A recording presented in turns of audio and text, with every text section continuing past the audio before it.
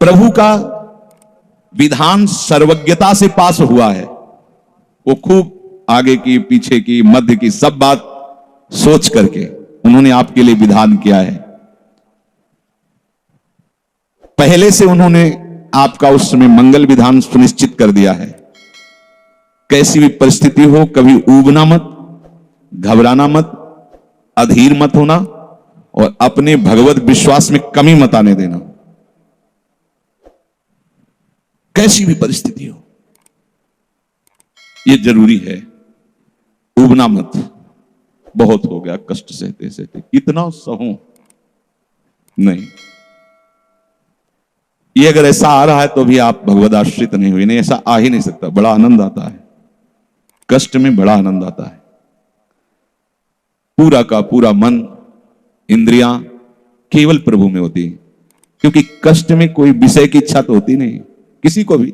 भारी पीड़ा है तो सब उसी में होती।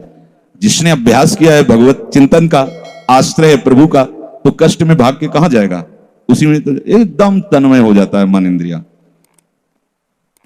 आज जो आप भागवती का अभ्यास करते हो तो आपको पूर्वाभ्यास परेशान करता है ना, विषय चिंतन। और जिसने पूर्व में खूब भजन किया है तो आज विषयों के बीच में भी हो तो उसका भजन कैसे रुक जाएगा? सोचो जरा। आज आप खूब भजन की चेष्टा कर रहे हो पर पूर्वाभ्यास आपको विघ्न पहुंचा रहा है ना।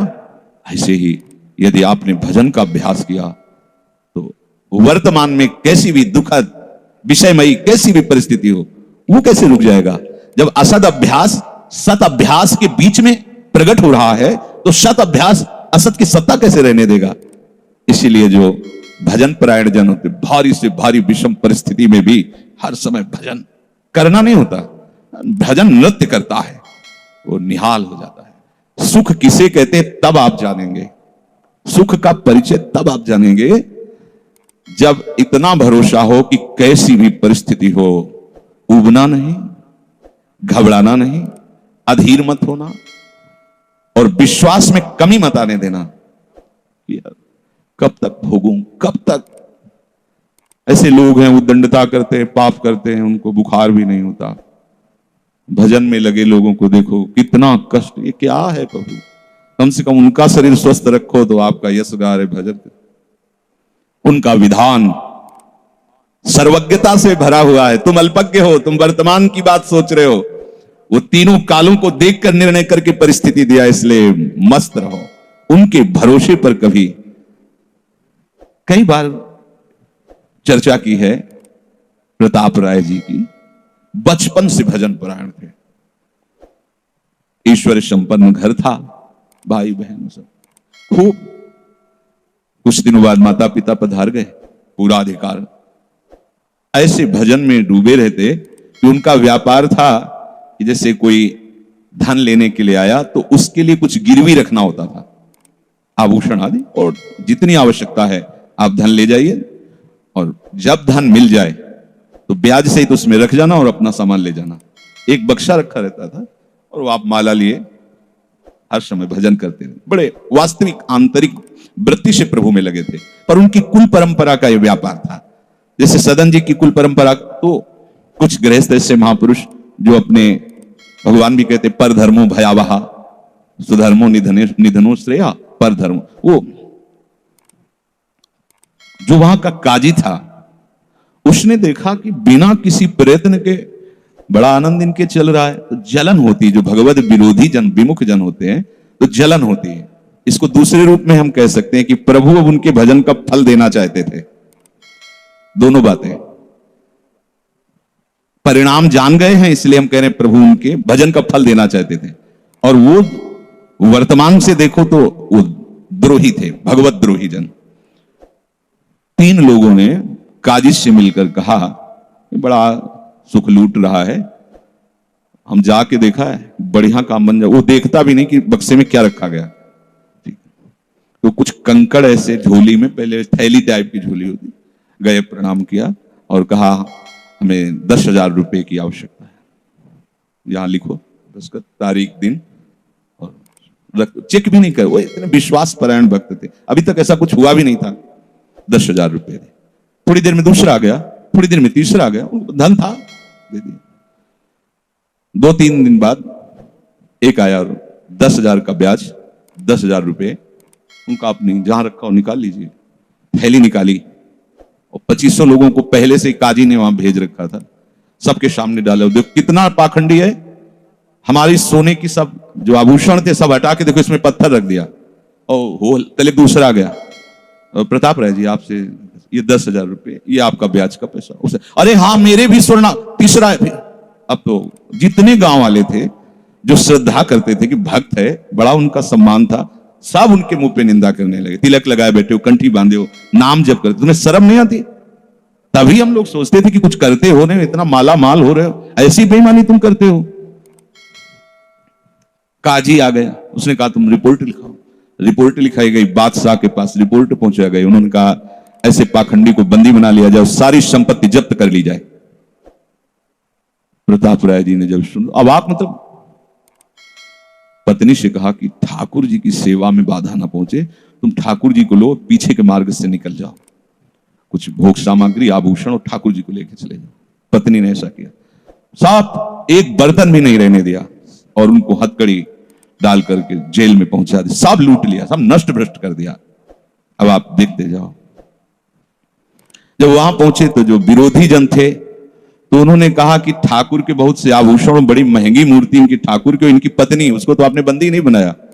सरकारी सैनिकों ने खोज की तो अपने मायके चली गई थी, वहां से उनको बंदी बनाया। ठाकुर जी को ला करके जहां धन का स्टॉक था वहां रख दिया, आभूषण सब उनके, दोनों को एक जगह हथकड़ी बेड़ी डाल के वो ठाकुर जी से एकांत में जेल में कहने लगे कि ये सब लीला तो हमें बर्दाश्त है, लेकिन आप जो हमारे प्राणनाथ हैं, आपको बंद कर दिया गया, भोग नहीं लगेगा, आरती नहीं होगी, आपको शयन नहीं करे, ये हमसे बर्दाश्त नहीं होता। प्राण हमारे ले लो, हम आपकी सेवा के बिना नहीं रह सकते। मुझे ये जो कुछ किया इस तो बर्दाश्त है, पर आप हमारे पास नहीं, आपकी सेवा नहीं, और जीवन भर कुल परंपरा से आपकी सेवा होती, नाथ ये मुझसे बर्दाश्त नहीं होता। बिकल होकर के रोए। तो वही गलबैया दिए प्रिया प्रीतम जेल में ही प्रकट हो गए, निहाल कर दिया। आगे जो बड़ा चरित्र है, हम ये बताना चाहते हैं कि देखने में तो हमें लगा कि देखो ऐसे महान भक्त के जीवन में कैसी परिस्थिति आई, पर परिणाम देखकर हम ये कह सकते हैं कि ये फल वृत्ति आई, पूरे जीवन के भजन का फल, कि सच्चिदानंद प्रभु का साक्षात दर्शन, साक्षात ऐसी महान स्थिति आगे उनकी वर्णन है। यह कह रहे कि ऊबो मत, घबराओ मत, अधीर मत हो, विश्वास में कमी मत होने दो। अब प्रभु ने क्या देखा कि इसे ना संपत्ति के हरण का दुख है और ना इसे किसी सम्मान नष्ट का, पूरे जीवन भर सम्मानित रहे, गांव के सब भगत जी हैं, सब मिटिया मेट हो गया, इस बात का कोई दुख नहीं, केवल मेरी सेवा का सुख। आगे चरित्र में आता है फिर उन्होंने जो लीला की कि बादशाह चरणों में झुका, पूरी समाज के सामने उन तीनों ने स्वीकार किया मैंने कपट किया, फिर जय जयकार। ये तो उनके 1 मिनट का काम होता है, ये उनका तिनके को ब्रह्मा बना देना, ब्रह्मा को तिनका बना देना, ये उनका तो खिलवाड़ होता है। इसलिए कभी विश्वास कम मत करना, क्योंकि ऐसी परिस्थिति आ सकती है कि आपको लगेगा कि अगर भगवान होता, मान लो वहीं थोड़ा सा नकारात्मक सोच कर ली जाए कि ऐसा क्या, जीवन भर आपसे प्यार करके भजन, इतनी भारी बेइज्जती, ऐसा ऐसा। भक्त अगर ऐसा चिंतन करता है तो शरणागति नहीं, क्योंकि शरणागति में विपरीत चिंतन की जगह नहीं होती, शरणागति में संशय नहीं होता। उसकी कृपा के असंख्य रूप हैं, वो आवश्यकता अनुसार जब जहां जैसे चाहेगी वैसा रूप रख लेगी। और आप शरणागत हैं तो आपके लिए अब कृपा के सिवा कोई दूसरा होगा नहीं।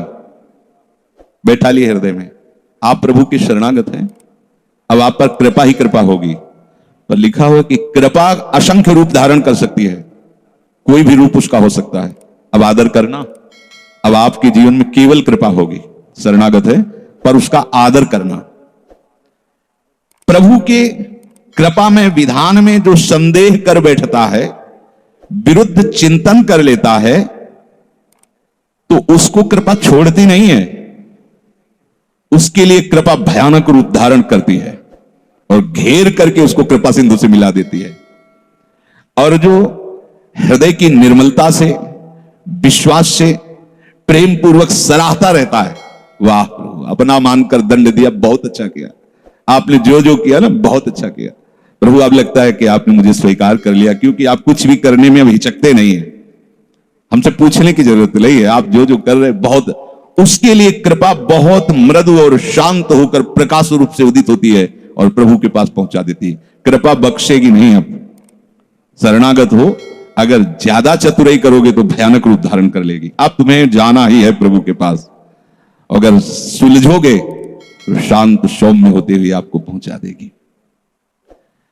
तुम विश्वास करो, इसी विश्वास से तुम्हें भगवत दृष्टि प्राप्त होने वाली है। कल हम कुछ उपासकों से बात कर रहे थे कि भैया ऐसा मत समझो कि अमुक समय तक साधना करने पर सिद्धार्थ अवस्था आती है, नहीं, अभी समझ ठीक कर लो, अभी सिद्ध हो जाओगे। अभी ये साधना से नहीं होता, ये समझ से होता है। आपकी समझ ठीक हो गई, अभी वही आचरण आने लगेंगे जो सिद्धों में आचरण। हम लोगों के दिमाग में बैठा हुआ 12 वर्ष 18 वर्ष ऐसा वैसा, 12 जन्म में भी बात नहीं बनने वाली, और 12 मिनट भी बहुत होते हैं। समझ जाओ, जैसे कोई कहे ऐसे ही बोल रहे हो, आपके पास कोई उदाहरण है? भागवत में 11 स्कंद में तितिक्षु ब्राह्मण का चरित्र पढ़ लो, और ये भगवान श्री कृष्णचंद्र जो उद्धव को उसका चरित्र सुना रहे, मतलब उसका यश गान कर रहे हैं, और वो खुद कह रहा है कि मैंने जीवन में कभी कोई साधन भजन की बात जाने तो धर्म नहीं किया। हुआ क्या? कृपा उदित हुई, सर्वनाश का खेल हुआ, और उसकी एकदम समझ ठीक हो गई। समझ पढ़ लेना उसकी, जिनके लिए मैंने पूरा जीवन, वो मुझे त्याग रहे, जिस धन को ना मैंने प्रयोग किया ना किसी को करने दिया, उसका अपहरण हो गया। जिस शरीर को मैं माना वो बुढ़ापे में जा रहा है, ये हो क्या रहा है? समझ ठीक हुई, उसी समय वो ऐसी स्थिति का महापुरुष हो गया कि भगवान उसका यश गा रहे। बोलो क्या साधना? समझ। रत्नावती जी ने क्या साधना की? दासी ने जब बताया तो हिमालय में जाकर उन्होंने पद्मासन लगा के कोई साधना की क्या? दासी ने बताया कि सबका प्रीतम परम सुंदर करुणामय बिहारी जो है, बस समझ पकड़ लिया बिहारी, और महान सिद्ध। अपने लोग ऐसी धारणा बनाए हुए कि धीरे धीरे विषय छूटेगा, कामनाएं छूटेंगी, इतने वर्ष कम से कम, ऐसा वैसा, कुछ नहीं। अभी एकदम स्वीकार करो, आनंद पूर्वक चल दो। स्वीकृति का सारा चमत्कार है, अंदर से स्वीकार कर लो। अब तुम्हें ध्यान दीजिए, वही पदार्थ, वही परिस्थिति, वही कार्य प्राप्त होगा जिससे तुम्हारा मंगल होगा। काहे को खोपड़ी लड़ाते हो? कितना आनंद है। वही पदार्थ, जय राधा वल्लभ, जो गीता जी में वर्णन कर रहे थे कि यदि विषय का राग पूर्वक चिंतन किया जाए तो चिंतन मात्र से सर्वनाश हो जाता है। उसी के आगे श्लोक का वर्णन किया कि यदि राग द्वेष रहित होकर विषय का सेवन किया जाए तो हृदय की स्वच्छता, हृदय का प्रसाद, और प्रसादे सर्व दुखा नाम हानि रस्य उपजायते। बात पकड़ो, अब तुम्हें वही पदार्थ, वही क्रिया, वही सानिध्य मिलेगा जिससे तुम्हें मंगल में भगवान के दर्शन की योग्यता प्राप्त होगी। अच्छा बताओ, छोटा सा बच्चा जिसके पंख नहीं निकले वो क्या करेगा? शुद्ध शरणागति का स्वरूप अजात पक्षा यु मातरम खगा। तो आप शुद्ध शरणागति तो बनना चाहते हैं ना? उस बच्चे की योग्यता कितनी है? चे चे करके केवल मां की तरफ देखना, तो राधा राधा बोल के केवल लाडली जी की तरफ देखना हमारी। उस बच्चे पर यदि कोई प्रहार करने के लिए जीव आ रहा है तो माता पिता का कर्तव्य है, उससे तो पंख ही नहीं निकले तो अपना बचाव क्या करेगा? तो काम क्रोध लोभ आदि यदि आप पर आक्रमण कर रहे हैं तो आप बचाव कहां करने लायक हैं? तो आप इधर चे चे करके देखिए, राधा राधा राधा राधा राधा, और सही पूछो जब ऐसी शरणागति आएगी तो आएंगे ही नहीं। वो भी भगवत प्रेरित आते हैं, भगवत प्रेरित। नहीं, देवर्षि नारद जी के हृदय में कहां काम था? पूरी लीला करके काम हार गया, और जब अहंकार आ गया तो छूट दे दी, तो देख लो क्या हो गया। समझना बस, सारी ये जो परमार्थ का खेल है ये सब समझ का है। आश्रय से जो भगवान कहते हैं कि बुद्धि योगम ददामिते, बस ये बुद्धि योग हो गया कि मस्त हो जाओगे। तेषाम सतति युक्तानाम भजताम प्रीति पूर्वकम ददामि बुद्धि योगम तम। अब जो भी पदार्थ, जो भी क्रिया, जो भी सानिध्य, वो कृपा के द्वारा होगा। अब हमें उसमें न राग करना न द्वेष करना है, और इसका परिणाम क्या बताया? हृदय की स्वच्छता, परम प्रसाद और बुद्धि का भगवान में स्थित हो जाना। अब वो प्रतिकूल हुआ या अनुकूल हुआ, अगर प्रतिकूल हुआ तो आपने सोचा गलत सिद्धांत, अगर ये बात हम ना माने होते तो इससे सावधान रहते तो हमारा वो होना था। प्रभु का विधान था, उसमें कुछ है, बाद में देख लेना, उसका वो परिणाम होगा जो तुम नहीं निकाल सकते थे। उस प्रतिकूल पदार्थ, वस्तु, व्यक्ति के सानिध्य से वो ठीक हुआ है जो ठीक होना था, प्रभु ने भेजा है। अब तो तुम निश्चिंत हो जाओ, अब भय ना करो। समझ ला, प्रभु सर्वज्ञ हैं, तुम उनके भरोसे हो गए हो, आप कोई तुम्हारा मंगल कर ही नहीं सकता। बोले काम आता है, क्रोध आता है, गंदी बातें मन में रहती हैं। कहा जाता है जब ये तक हृदय में रहेंगे तब तक तुम्हें भगवत प्राप्ति नहीं होगी।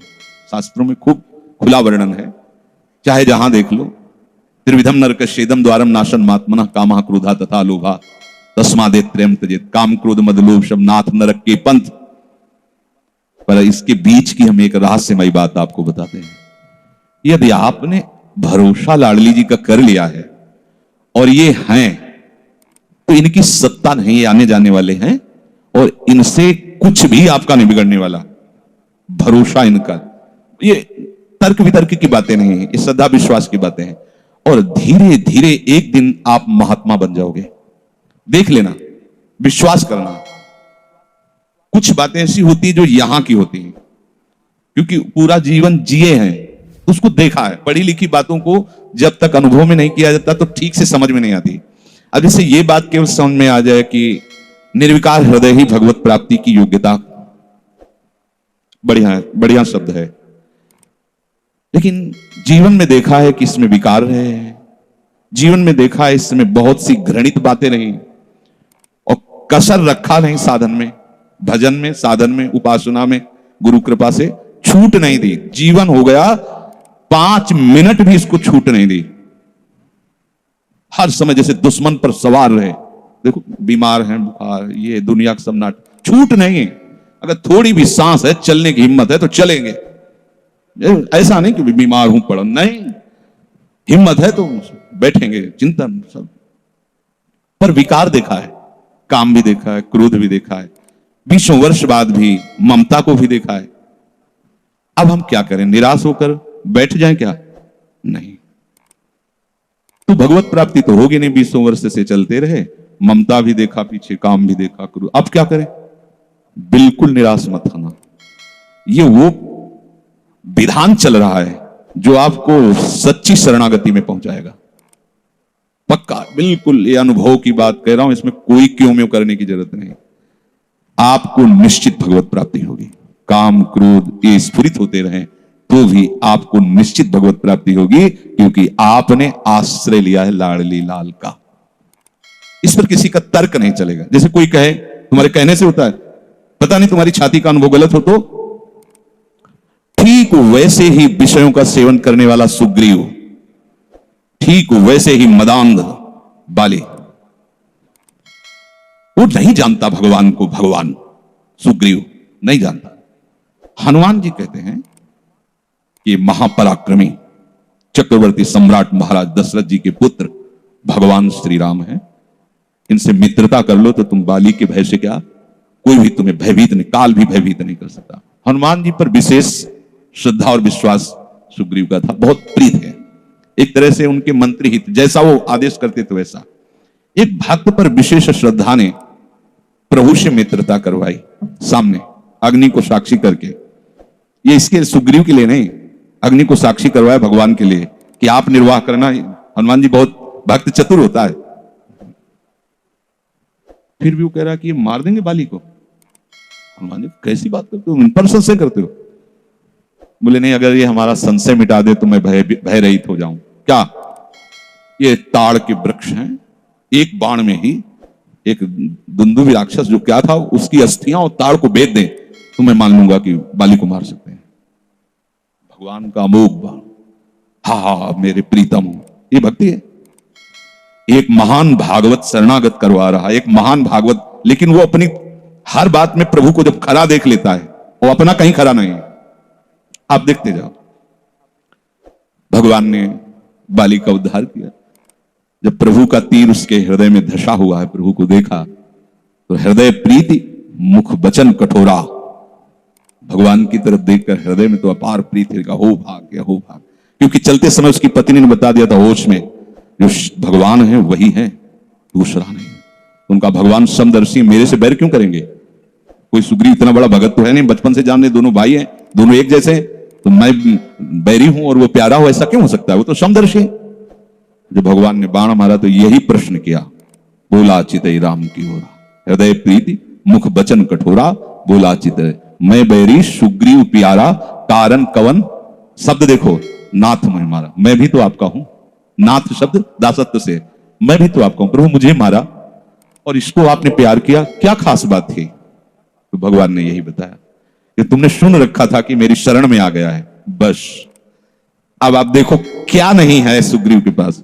और आगे उसी चरित्र के सर्वज्ञ लेखक गोस्वामी श्री तुलसीदास जी लिखते हैं कि जेहि अग बधेउ व्याध जिम बाली, सोई सुकंठ पुण्य कीन कुचाली, कुचाली सब वही कुचाल की। इसकी व्याख्या नहीं करनी है, केवल समझना है।